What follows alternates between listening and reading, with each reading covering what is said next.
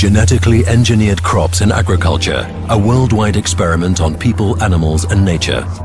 Cultivation of genetically engineered crops like soy, maize, cotton or canola have far-reaching consequences. 90% of genetically engineered crops belong to the corporate agricultural group Monsanto. The rest are owned by Syngenta, DuPont, Bayer and others.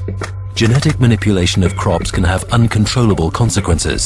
The function of genomes is only partially understood, but foreign genes are still introduced into crops. These genetically engineered crops are widely cultivated outdoors, where they cannot be controlled. Currently, 90% of GE cultivation occurs in the Americas, particularly in the USA, Argentina, Brazil and Canada.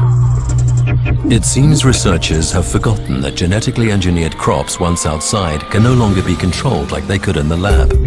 GE crops can self-replicate and pass on their new characteristics to neighboring crops, penetrating the fields of farmers who want to cultivate their crops without genetic engineering.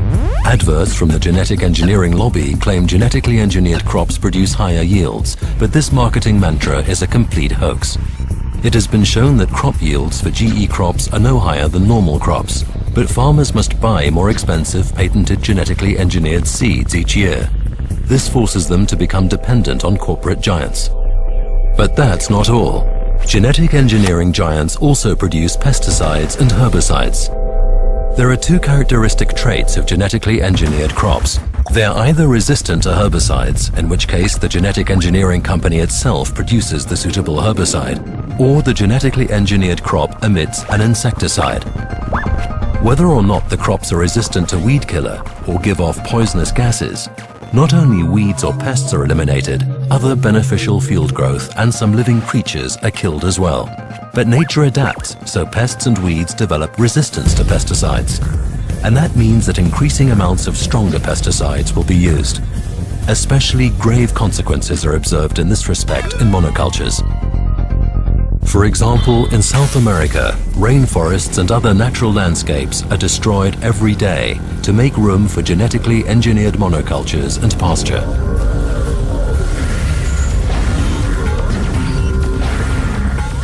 At the same time, the soil and groundwater are poisoned. On top of that, the genetic engineering lobby claims genetically engineered crops can help to reduce world hunger. Genetic engineering is not the answer. There is enough food on Earth. The problem is that it's not distributed fairly. But the fact is that most genetically engineered crops find their way into the livestock chain, so they end up as meat or dairy products in supermarkets.